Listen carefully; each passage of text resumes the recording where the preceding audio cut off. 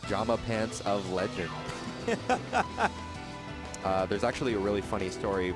So while he was in high school, obviously there's no form of pajama pants allowed because there is obviously... They ban pajama pants? Yeah, it's a Texas state dress code. I mean, for like... I'm always a fan of telling people they shouldn't wear pajama pants, but it's actually just straight up banned? Yeah, so what he did is that, guys. you know how they make leggings that disguise themselves as jeans? Yeah. Yeah, he has pajama pants. So that's, and he wore them to school all the time. And then after school, he would immediately go to IAB, and then it's the exact same outfit. So, So funny. That is dedication to your craft. Yeah. Your craft of wearing pajama pants. They're comfortable and easy to wear, dude. And yeah, it's just, I mean, speaking of Pokemon. So funny.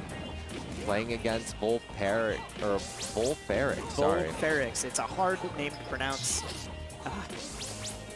But still, it's very concise movement, making sure that he gets the maximum out of his punish game, something that was super recognizable throughout the weeks and years from Lunchables. Yep, Lunchables' dash dance game is phenomenal. No movement goes unnecessary. Yeah. Everything is intentional and everything is to get into your opponent's head. So where's he going to be? Where does my threat zone? It keeps changing. And I think playing as Roy, it causes some form of issues. There's a lot of people aren't really... Lunch! Don't just hold Flare Blade. Well, one of the big reasons is because he thought he conditioned Vulfaerix because he kept trying to up B onto stage, like countless amount of times. But holding Flare Blade under the platform, nowhere near the ledge for that long. It's not that I didn't condition him. It's that that's so much like I think I'm so far in this guy's head that I can just do this and it might actually work. Yeah, I mean Lunchman's an adult. He's gonna introduce Vulfaerix into the adult world. He's gonna be a little rude. I'm not gonna lie to you. Oh yeah, no, that's what I'm saying. That's the confidence of the like. If this doesn't work, I've still got a stock. Like, yeah, cool, exactly. Fine, whatever. And if there's anything more humanizing than, I mean, a fighting game, especially in a high-level competition like we see here at Low Tier City 6. Getting bodied by good players is both somehow humanizing and very dehumanizing. Yes. All right, Lunch takes that with confidence. Yeah. So there is something that... Look at Vulfaerix leaning back, going like, ooh. Yeah. Ooh. Taking the most out of the DX Racer chair that he is sitting in, yeah. Thank you, DX Racers, for sponsoring our losers brackets. Yeah, thank you, DX Racer, and all of the 27 other sponsors that we have here at Low. 27? Yes, exactly. Wow. Seeing at the bottom board, but when breaking down the habits that we're seeing from Vulfaerix, there was a DI mix-up that's incredibly popular with Lunchables. One of those being his forward throw. If you DI away, he hits you a dash attack, and because you're still holding away, it allows for a continuation of the combo rather than what we would see at higher percents off a forward throw. Something that's very classic for both Roy and Marth. You have to take that into consideration when playing a semi-floaty. That was so good. He knows that a lot of Vulfaerix's panic habits have been rolling in towards the stage. And so all he did was he hit him, Lunchables hit him, and then just put on a little bit of pressure and did a fade-back aerial. Yeah. And Vulfaerix rolled right into it.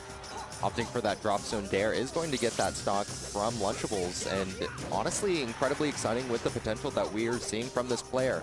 Now, I don't agree with the fact that he chose to opt for Fountain of Dreams. Ooh, with the quack. This is usually considered to be one of Pikachu's best stages, but when you're playing against Roy, I don't know. Yeah. So it's because it's honest. All right. Is Vulfaerix able to convert this? He is, but there seemed to be some SDI in onto the multi-hit forward smash, so just abusing the hit stop that is on that move. Yeah, I love the double jump fastball just to immediately avoid any form of prone hitbox. But Vulfaerix actually pretty attuned to his quick attack.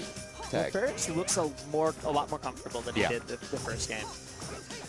And I think, one, it's the immediacy of the platform, so there's extra form of survivability than what we're seeing on PS2, which is more horizontally inclined in comparison to Fountain of Dreams. So there's a lot that you have to take into consideration because, once again, it does force Lunchables into more panic moves, who is definitely more spatially inclined of a character. Right. Compared to Pikachu, who can get in your face and then immediately get a kill.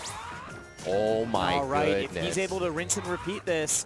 All right, Vulfaerix up for the first time in this game. This is a entirely different Vulfaerix than we saw game one, where he was kind of getting played by Lunchables. Now this is going even.